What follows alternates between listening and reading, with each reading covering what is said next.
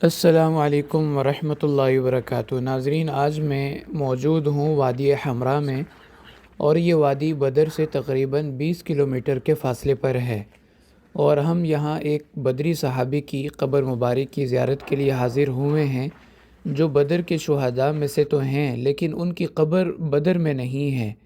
آپ جانتے ہیں کہ بدر میں 14 صحابہ شہید ہوئے تھے، ان میں سے 13 صحابہ کی قبریں بدر میں ہی ہیں جہاں شہدائے بدر کا قبرستان ہے، لیکن ایک صحابی وہاں نہیں ہیں۔ وہ کون ہیں اور ان کا واقعہ کیا ہے، وہ آج اس ویڈیو میں آپ کو بتایا جائے گا۔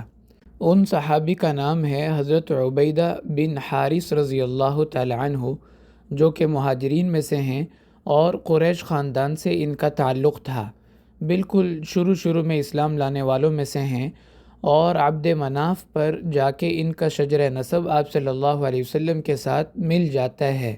بدر کے شہداء کی فہرست میں 6 نمبر پر آپ کو ان کا نام ملے گا، حضرت عبیدہ بن حارث رضی اللہ تعالی عنہ۔ ان کی شہادت کا واقعہ یوں ہے کہ بدر کا مقابلہ شروع ہونے سے پہلے کافروں کے 3 بڑے سردار اور پہلوان عتبہ، شیبہ اور ولید، یہ مسلمانوں کے خلاف مبارزہ کے لیے نکلے، یعنی ان کو چیلنج کرنے کے لیے کہ کوئی ہے تو ہمارے سے مقابلہ کرے۔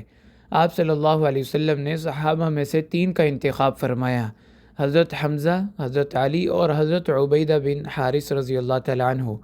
حمزہ رضی اللہ تعالیٰ کا مقابلہ عتبہ سے ہوا اور انہوں نے عتبہ کو قتل کر دیا۔ حضرت علی رضی اللہ تعالیٰ کا مقابلہ ولید بن عتبہ سے ہوا، یعنی اس کے بیٹے سے، تو حضرت علی نے اس کو قتل کر دیا۔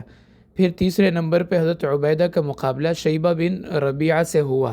جب مقابلہ شروع ہوا تو شیبہ بن ربیعہ نے حضرت عبیدہ کی پنڈلی پہ ایسا وار کیا جس سے ان کو کافی گہرا زخم لگا۔ اتنے میں حضرت حمزہ اور حضرت علی رضی اللہ عنہما آگے بڑھے اور شیبہ پہ وار کر کے اس کا کام تمام کر دیا۔ بہرحال حضرت عبیدہ بن حارث رضی اللہ تعالیٰ عنہ کافی زخمی ہو گئے، تو غزوہ بدر کے اختتام پر آپ صلی اللہ علیہ وسلم نے ارادہ فرمایا کہ ان کو مدینہ منورہ ساتھ لے جاتے ہیں اور وہاں پہ جا کے ان کا علاج کرواتے ہیں۔ لیکن راستے میں جب اس جگہ وادی حمراء میں یہ پہنچے تو اللہ تعالیٰ کی رحمت کو پیارے ہو گئے۔ مورخین نے لکھا ہے کہ جب ان کی وفات کا وقت بالکل قریب تھا تو آپ صلی اللہ علیہ وسلم کی خدمت میں حاضر ہوئے اور اپنا سر آپ کے قدموں پہ رکھا اور عرض کیا، یا رسول اللہ صلی اللہ علیہ وسلم، مجھے لگتا ہے کہ میرا آخری وقت قریب ہے، لیکن میں یہ حسرت اور افسوس لے کے دنیا سے جا رہا ہوں کہ مجھے میدان جنگ میں شہادت کی موت نصیب نہیں ہوئی۔ تو آپ نے ارشاد فرمایا، نہیں، ایسی بات نہیں ہے، آپ بھی شہید ہیں اور قیامت کے دن آپ کی شہادت کی میں گواہی دوں گا۔ تو اس لیے ان کو بدر کے شہداء میں شمار کیا جاتا ہے، اور ان کے بارے میں یہ بھی لکھا ہے کہ بدر میں سب سے پہلے زخمی یہی ہوئے تھے، چونکہ ابھی جنگ باقاعدہ طور پہ شروع نہیں ہوئی تھی جب ان کا مقابلہ شیبہ بن ربیعہ کے ساتھ ہوا، تو یہ بدر کے سب سے پہلے زخمی ہیں۔ اگرچہ شہادت سب سے پہلے بدر میں حضرت مہجہ بن صالح رضی اللہ تعالیٰ عنہ کو نصیب ہوئی، جن کا نام فہرست میں 4 نمبر پر ہے، لیکن زخمی سب سے پہلے حضرت عبیدہ بن حارث رضی اللہ تعالیٰ عنہ ہوئے۔ اس کے علاوہ ان کے بارے میں یہ بھی لکھا ہے کہ ام المؤمنین حضرت زینب بنت خزیمہ رضی اللہ تعالی عنہ پہلے انہی کے نکاح میں تھیں، پھر جب یہ شہید ہو گئے تو آپ صلی اللہ علیہ وسلم نے ان سے نکاح فرمایا۔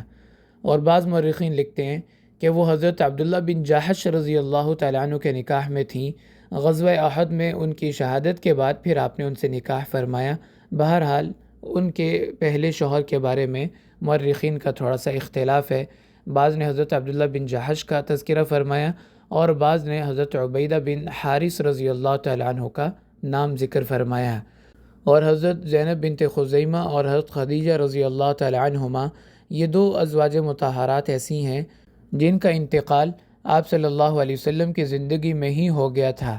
اس کے علاوہ جتنی بھی ازواج مطہرات ہیں وہ آپ کے دنیا سے تشریف لے جانے کے بعد ان کا وصال ہوا۔ تو بہرحال یہ تھا واقعہ حضرت عبیدہ بن حارث رضی اللہ تعالیٰ عنہ کا۔